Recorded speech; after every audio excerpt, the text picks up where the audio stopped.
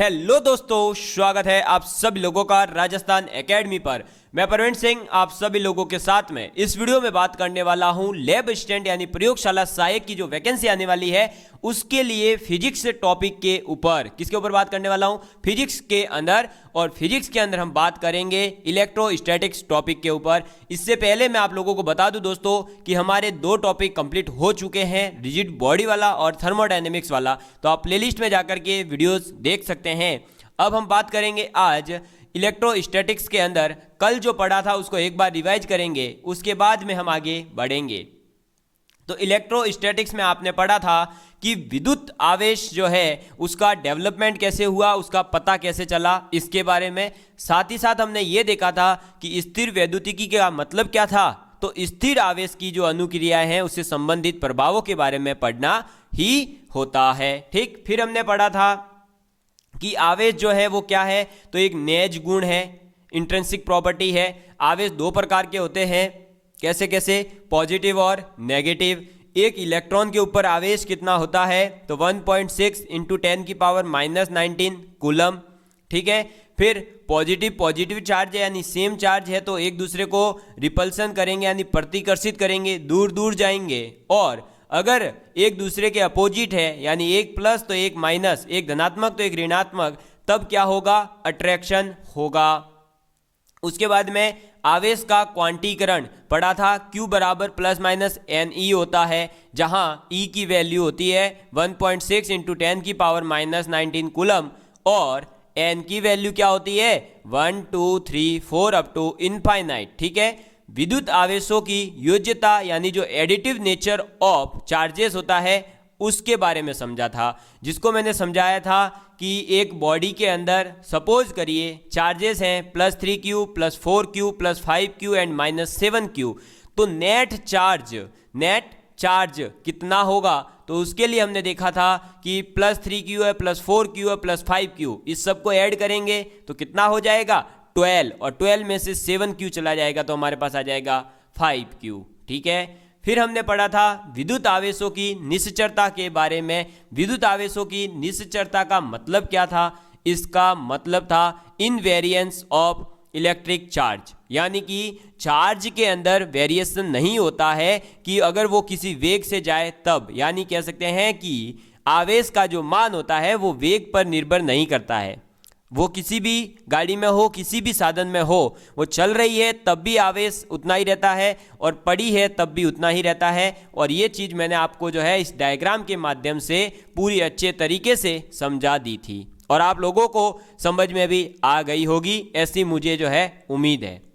फिर हमने क्या करा था, तो विद्युत आवेश के संरक्षण के बारे में पढ़ा था, यानी कंजर्वेशन ऑफ इलेक्ट्रिक चार्ज जो होता है उसके बारे में पढ़ा था, जिसमें हमने कहा था कि किसी विलगित यानी किसी आइसोलेटेड सिस्टम में कुल आवेश जो है वो सदैव संरक्षित रहता है। ये किसी भी प्रक्रिया या अनुक्रिया के संपन्न होने पर भी परिवर्तित नहीं होता है, जिसको हमने एक एग्जाम्पल के माध्यम से यूरेनियम का रेडियोएक्टिव जो रिएक्शन करवा करके अल्फा कण को बाहर निकाला था, यानी अल्फा से करवाया था, तब हमारा क्या आया था? थोरियम अलग हो गया था, लेकिन चार्जेस बाद में भी इक्वल ही थे दोनों तरफ, यानी प्रोडक्ट की साइड और रिएक्टेंट की साइड।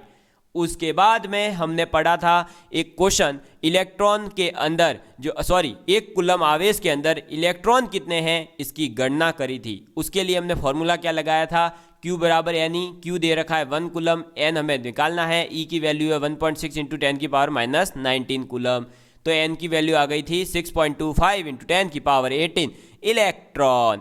ये था पूरा विद्युत आवेश। अब हम पढ़ने जा रहे हैं कि आप लोग जो है एक दूसरी बॉडी में आवेशों का कैसे चेंजेस कर सकते हो, यानी कि हम ये पढ़ेंगे अब कि आवेशित अगर किसी वस्तु को करना है तो हम कौन कौन सी विधियों के माध्यम से आवेशित कर सकते हैं। ठीक है, चलिए तो अब आप पढ़ने क्या जा रहे हैं? आवेशन की विधियां, और जिसके अंदर पहला आप जो पढ़ेंगे वो पढ़ेंगे घर्षण द्वारा आवेशन। घर्षण द्वारा आवेशन, और घर्षण द्वारा आवेशन का मतलब क्या है? तो घर्षण द्वारा आवेशन का मतलब है charging by friction. Charging by friction का मतलब है आप दो वस्तुओं को आपस में क्या करोगे, रगड़ोगे। और अगर दो वस्तुएं आपस में रगड़ी जाती है तो उनके अंदर जो आवेश उत्पन्न हो रहा है उसको कहते हैं हम क्या, घर्षण के द्वारा आवेशन हुआ। और इसमें क्या होगा, तो फिर दो वस्तुएं अगर एक दूसरे से रगड़ी जा रही है तो एक वस्तु से दूसरी वस्तु में इलेक्ट्रॉनों का क्या होगा, स्थानांतरण होगा। एक वस्तु क्या करेगी, इलेक्ट्रॉन को त्यागेगी, और एक वस्तु क्या करेगी, इलेक्ट्रॉन को ग्रहण करेगी। समझ में आई बात? तो इसको पूरे को हम लिखेंगे। तो सबसे पहले आप इसके अंदर लिखेंगे कि जब दो वस्तुओं को लिखेंगे आप, जब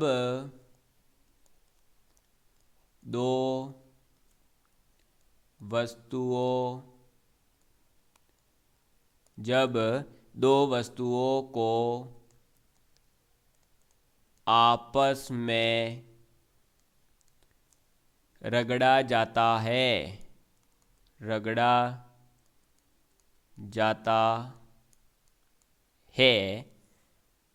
तब उनमें उत्पन्न विद्युत को घर्षण विद्युत कहते हैं। क्या कहते हैं, घर्षण विद्युत कहते हैं। ठीक है, समझ में आ गई बात? तो आप अगर दो वस्तुओं को आपस में रगड़ रहे हो तो रगड़ेंगे तो उनमें क्या होगा, विद्युत जो उत्पन्न होगी उसको हम घर्षण विद्युत कह रहे हैं। और यहाँ पर क्या होगा, इस प्रोसेस के अंदर एक वस्तु से दूसरी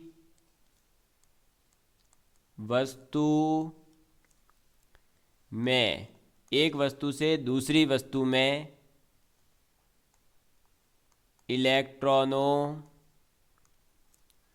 का स्थानांतरण क्या होगा, एक वस्तु से दूसरी वस्तु के अंदर इलेक्ट्रॉनों का स्थानांतरण हो जाता है। अब इलेक्ट्रॉनों का स्थानांतरण होता है अगर, तो वहां कोई इलेक्ट्रॉन को ग्रहण कर रहा होगा, कोई इलेक्ट्रॉन को त्याग रहा होगा। तो जो इलेक्ट्रॉन को त्यागेगा यानी इलेक्ट्रॉन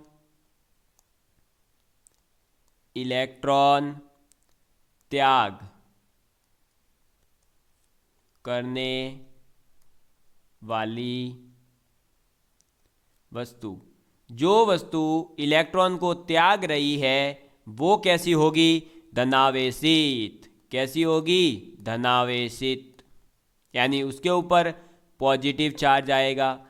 और जो वस्तु इलेक्ट्रॉन ग्रहण करे यानी इलेक्ट्रॉन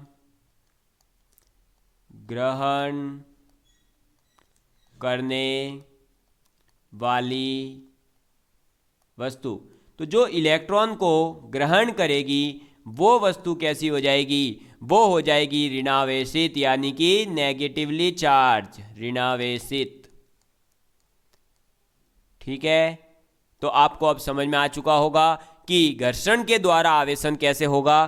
तो दो वस्तुओं को आपस में रगड़ा जाएगा तब जो विद्युत उत्पन्न होती है उसको घर्षण विद्युत कहते हैं। दूसरी बात कि एक वस्तु से दूसरी वस्तु में किसका ट्रांसफर होता है, किसका स्थानांतरण होता है, तो इलेक्ट्रॉनों का स्थानांतरण होता है। इलेक्ट्रॉन त्याग करने वाली जो वस्तु है उसे हम कहेंगे धनावेशित, और इलेक्ट्रॉन ग्रहण करने वाली वस्तु को हम कहेंगे ऋणावेशित। ठीक है, अब इसमें आप एग्जाम्पल ले सकते हैं अलग अलग, जैसे कि कांच की छड़ को अगर रेशम से रगड़ें तो क्या होता है कि जो कांच की छड़ है वो तो हो जाती है धनावेशित, और रेशम का जो कपड़ा लिया था वो हो जाता है ऋणावेशित। ऐसा क्यों हुआ, क्योंकि सीधी सी बात है, अगर देखो कांच की छड़ जो है उसको रेशम से रगड़ रहे हैं और कांच धनावेशित हुआ, इसका मतलब कांच ने क्या किया, कांच ने इलेक्ट्रॉन त्याग दिया।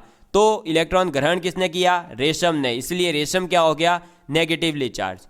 तो ऐसे कुछ पेयर है जिनके बारे में डायरेक्ट क्वेश्चन पूछा जाता है। वो पेयर मैं आपको लिखवा देता हूँ, डायरेक्ट याद रखना, क्योंकि जो पॉजिटिव है वो पॉजिटिव रहेगा, जो नेगेटिव है वो नेगेटिव। ऐसा एक बार पूछा गया है कि अगर इस पेयर को कर रहे हैं तो क्या बनेगा, जैसे ऊनी कपड़े को और रबड़ को अगर रगड़ा जाता है तो पॉजिटिव कौन होगा, नेगेटिव कौन होगा, ऐसे क्वेश्चन आ जाते हैं। तो हमें याद रहना चाहिए ये चीज़, ठीक है। तो मैं यहाँ पर आप लोगों को लिखवा देता हूँ, पॉजिटिव यानी धनावेशित वस्तु और इधर नेगेटिव यानी ऋणावेशित वस्तु कब, जब आपस में इन दो वस्तुओं को रगड़ा जाए, जो मैं यहाँ लिख रहा हूँ, ठीक है। ये लो, अब देखिए, जैसे कि पहला आ जाता है कांच की छड़, क्या, कांच की छड़। अब कांच की छड़ है, उसको अगर आपने किसके साथ में, तो आपने अगर उसे रेशमी कपड़े के साथ में रगड़ा, किसके साथ में, रेशमी कपड़ा, तो रेशमी कपड़ा तो हो जाएगा नेगेटिव और कांच की छड़ रहेगी पॉजिटिव। समझ में आ गई बात। ऐसे ही दूसरा आ जाता है कैट स्किन या फिर बिल्ली की खाल। अब आपने अगर बिल्ली की खाल जो है यानी कैट यानी बिल्ली के पकड़ करके आपने उसके ऊपर रगड़ा किसी चीज़ को, जैसे किसको रगड़ा, पहला आपने अगर रगड़ दिया प्लास्टिक छड़ को, यानी कोई प्लास्टिक की आपने वस्तु ली और उसको आपने अगर किसके ऊपर रगड़ा, बिल्ली की खाल के ऊपर, तो बिल्ली की खाल क्या करेगी, इलेक्ट्रॉन त्यागेगी, यानी ये हो जाएगी धनावेशित। और प्लास्टिक की छड़ हो या फिर जो एबोनाइट आता है उसकी छड़ हो, ये दोनों क्या करेंगे, ये दोनों इलेक्ट्रॉन को ग्रहण करेंगे, तो ये कैसे हो जाएंगे, नेगेटिवली चार्ज। ठीक है, ये पेयर याद रखना डायरेक्ट। फिर तीसरा आ जाता है ऊनी कपड़ा आपने ले लिया, जो कि अभी आप सर्दी में वैसे भी ऊनी कपड़ा पहन ही रहे होंगे, ठीक है।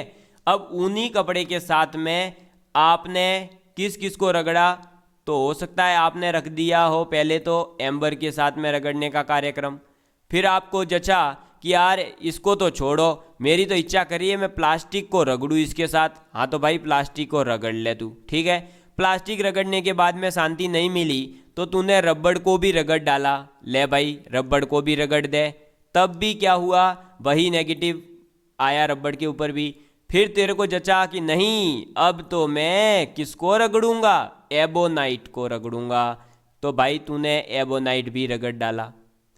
इसके कहने का मतलब क्या था, अरे रगड़ डाले का मतलब है कि आप लोगों ने ऊन को जो है एम्बर के साथ रगड़ो, चाहे प्लास्टिक के साथ, चाहे रबड़ के साथ, चाहे एबोनाइट के साथ, नेगेटिव आएगा किसके ऊपर, किसके ऊपर, एम्बर, प्लास्टिक और रबड़ और एबोनाइट के ऊपर। ऊनी कपड़ा तो पॉजिटिव ही रहेगा। ऐसे ही कांच की छड़ को और रेशम के टुकड़े को आपने अगर रगड़ दिया तब भी पॉजिटिव कौन रहेगा, कांच का टुकड़ा ही, नेगेटिव किसके ऊपर आएगा, रेशम के कपड़े के ऊपर। तो ये पेयर इसलिए याद रखना है, ऐसा क्वेश्चन पूछ ले। देखो मैं आपको क्वेश्चन बताता हूं कि बिल्ली की खाल और एबोनाइट छड़ को रगड़ा जाता है, बताइए पॉजिटिव कौन होगा, नेगेटिव कौन होगा। तो बिल्ली की खाल होगी पॉजिटिव, या फिर ऐसा पूछ ले कि किसने इलेक्ट्रॉन त्यागे और किसने इलेक्ट्रॉन ग्रहण किए, तो आपका यहाँ और ट्विस्ट बन जाएगा। तो इलेक्ट्रॉन त्यागेगा कौन, अरे इलेक्ट्रॉन कौन त्यागता है, जो पॉजिटिव है, और यहाँ पर पॉजिटिव कौन है, तो आपके बिल्ली की खाल है। तो बिल्ली की खाल अगर पॉजिटिव है तो इसका मतलब इसने क्या करा है, इलेक्ट्रॉन को त्यागा है। तो इसके जो सामने होगा जिससे रगड़ा गया उसने क्या करा होगा, इलेक्ट्रॉन ग्रहण किया होगा, तो वो क्या हो जाएगा, नेगेटिवली चार्ज। समझ में आ गई बात। तो ऐसे क्वेश्चन भी आपसे पूछे जा सकते हैं, वो आपको याद रखने हैं। समझ में आ गई बात। चलिए बढ़ते हैं आगे, और नेक्स्ट आ जाता है फिर अब हमारे पास में दूसरा मेथड, जो कि है आपके चालन द्वारा आवेश, यानी चार्जिंग बाय कंडक्शन कांटेक्ट। यानी आप क्या करोगे, एक दो वस्तुओं को एक दूसरे के संपर्क में लाओगे और संपर्क में लाने के बाद में उनमें जो है इलेक्ट्रॉनों का स्थानांतरण करोगे। वो कैसे होता है, देखो भाई ये था पहला मेथड। ठीक है। चलो अब दूसरा मेथड आप ब कह सकते हैं, अ दिया है नाम तो, और वो हो जाएगा आपका चालन यानी कि आप स्पर्श भी कह सकते हो। तो चालन या स्पर्श द्वारा आवेश, समझ में आ गई बात।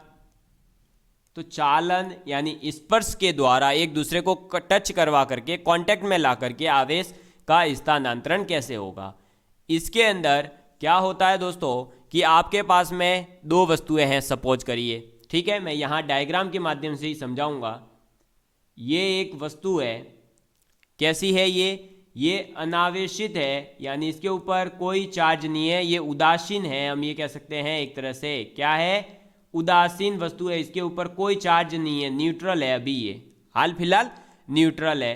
फिर अब दूसरी जो है इसके पास में हमने एक धनावेशित वस्तु लाई, क्या करा? पॉजिटिवली चार्ज बॉडी जो है इसके पास में लाई। अब ये पॉजिटिवली चार्ज है तो इसके अंदर पॉजिटिव चार्ज दिखना भी चाहिए, हाँ, तो ये रहा, लो भाई, ये लो पॉजिटिव चार्ज दिख गया। अब हमारा दिमाग क्या है, मैंने बोला ना अभी क्या करवाना है, टच करवाना है। तो टच करवाएंगे तो इन दोनों को लाएंगे हम कांटेक्ट में। जैसे ही आप इसको कांटेक्ट के अंदर लाओगे, यानी एक दूसरे को टच करवाओगे, एक दूसरे का संपर्क करवाओगे, तो ये कैसे दिखेंगे? ये दोनों ऐसे हो जाएंगे। अरे भाई ऐसे ही तो लाओगे, टच कैसे करवाओगे एक दूसरे के पास ला करके। अब ये क्या हो गया इनका संपर्क। तो चालन के अकॉर्डिंग क्या होता है कि अगर ये पॉजिटिवली चार्ज है और ये अनावेशित था, तो ये जो पॉजिटिव चार्ज था ये क्या होगा, 50-50 हो जाएगा। इसमें दिख रहा है चार्ज है ना, देखो प्लस प्लस प्लस चार्ज दिख रहा है। तो क्या होगा, ये दोनों बहुत ही समझदार हैं, इसलिए दोनों के दोनों आधा आधा बांट करके ले लेंगे। दो ये ले लेगा, दो ये ले लेगा। एक होता तो आधा आधा करते, 3 है तो 1.5 करते। हालांकि ऐसा होगा नहीं, 1.5 और ऐसा कोई सिस्टम है ही नहीं है। पीछे बताया गया ना, क्वांटाइजेशन का मतलब ही ये है कि हमेशा वहाँ इंटीजर होगा। अब देखो भाई, तो दोनों ने क्या करा, 2-2 चार्ज ले लिए, ठीक है। दोनों के पास 2-2 चार्ज हो गए, हाँ 2-2 हो गए।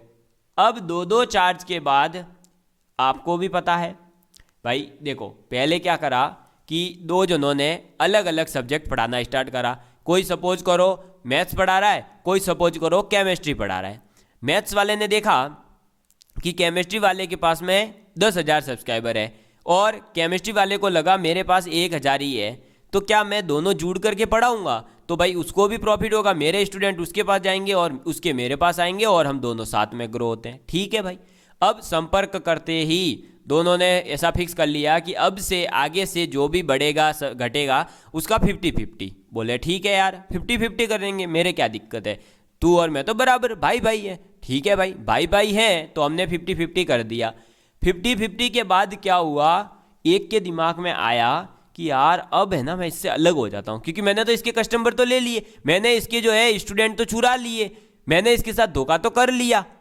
भाई कोई कस्टमर जो है आपके लिए वर्ड नहीं हुआ, ये किसी कंपनी की बात कर रहा हूँ। सपोज करिए कोई 2 कंपनियां मिल रही थी तो उनके दिमाग में तो यही रहेगा।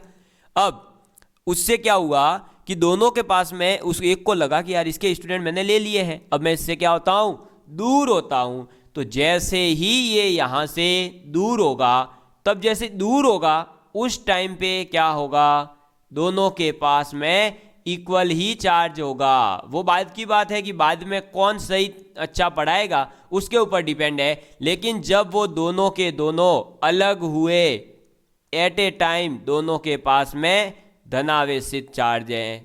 कैसे हैं, दोनों के दोनों धनावेशित हैं। समझ में आ गई बात। बाद में हो सकता है ये किसी और के साथ जाके कनेक्ट हो, ये किसी बड़ी कंपनी में मिलें, तो वो अलग चीज़ है, लेकिन जब अलग हुए थे तब दोनों के पास 50-50 जो चार्ज बांटा था वही इन दोनों के पास रहेगा। तो आपने देखा कि एक अनावेशित यानी कि कोई चार्ज वाली बॉडी नहीं, बिना चार्ज की बॉडी आपने ली और उसका संपर्क करवाया किससे, आपने करवाया संपर्क धनावेश से, यानी अच्छे आदमी से, तो वो भी बाद में है अच्छा आदमी बन करके निकला। समझ में आई बात। अगर इस जगह इसका ऋणावेशित करवाते तो ये भी ऋणावेशित प्राप्त करता। समझ में आ गई बात? ठीक है, किसी प्रकार का कोई डाउट? मेरे को नहीं लगता। तो ये दो मेथड आपके पूरे हुए। अब हम पढ़ने जा रहे हैं किसका? अब हम बहुत ही अच्छा वाला पढ़ने जा रहे हैं, प्रेरण द्वारा आवेशन, यानी चार्जिंग बाय इंडक्शन। किसके बारे में पढ़ने जा रहे हैं? Charging by induction. ठीक है, चलिए। तो ये दो मेथड पूरे हुए। अलग अलग देख लो, ये मेथड है जिनके माध्यम से आप एक वस्तु से दूसरी वस्तु में इलेक्ट्रॉनों का क्या करोगे? स्थानांतरण करोगे, और उनसे जो है आपके क्या बनेंगे भाई? अरे इससे क्या होगा, जो वस्तु अनावेशित है वो पॉजिटिव हो जाएगी, कभी नेगेटिव हो जाएगी। कोई पॉजिटिव थी वो नेगेटिव बन जाएगी, कोई नेगेटिव है वो पॉजिटिव बन जाएगी, ऐसे। ठीक, अब देखो, प्रेरण द्वारा यानी इंडक्शन के द्वारा, तो प्रेरण द्वारा आवेशन, क्या? प्रेरण द्वारा आवेशन। ठीक है दोस्तों, चलिए। तो charging by induction, charging by induction का मतलब क्या है? इसकी एक डेफिनेशन आप लिख लीजिए पहले। वह प्रक्रिया यानी वह प्रोसेस, वह प्रक्रिया जिसके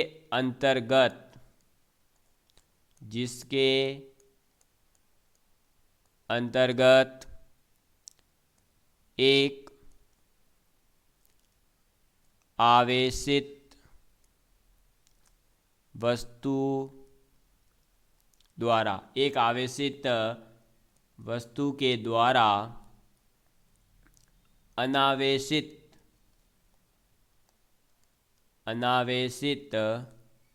वस्तु पर स्पर्श किए बिना, ठीक है, स्पर्श नहीं करना, स्पर्श कर दिया तो पीछे वाला मेथड हो जाएगा। तो स्पर्श किए बिना विपरीत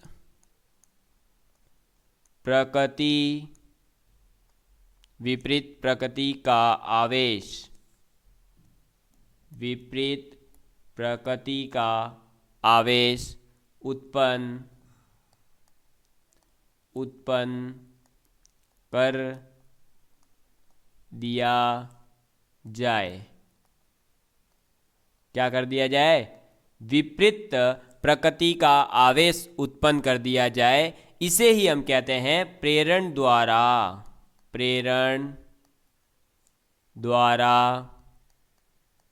आवेशन।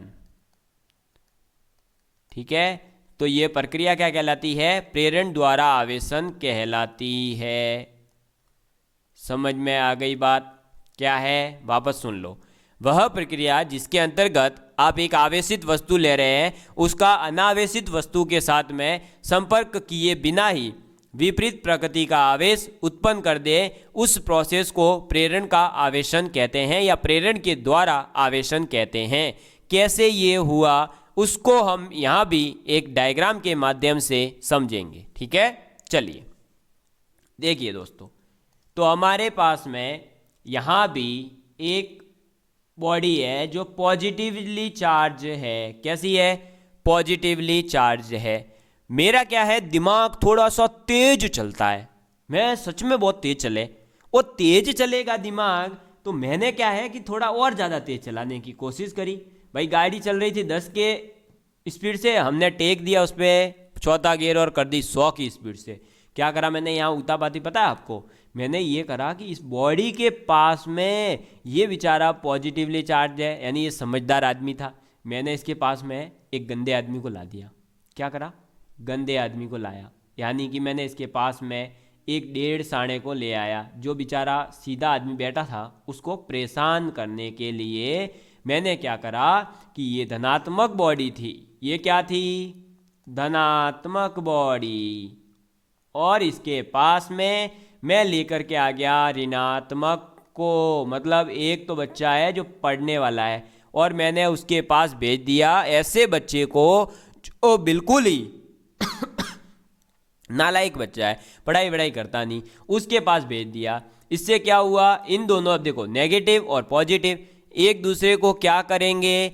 अट्रैक्ट करेंगे। क्या करेंगे? अट्रैक्ट करेंगे, एक दूसरे को आकर्षित करेंगे। भाई एक लड़का था, एक लड़की थी, एक दूसरे को क्या करा, आकर्षित किया एक दूसरे की ओर। और भाई साहब जैसे ही यहाँ आकर्षण हुआ तो यहाँ आकर्षण होगा तो भाई कहीं ना कहीं आक्रमण भी होगा।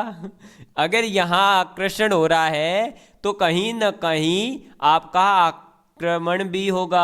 हाँ दोस्तों, तो ये पॉजिटिव चार्ज तो इधर आ गया, तो इसके ऊपर एक तरफ क्या हो जाएंगे, नेगेटिव चार्ज इकट्ठे हो जाएंगे।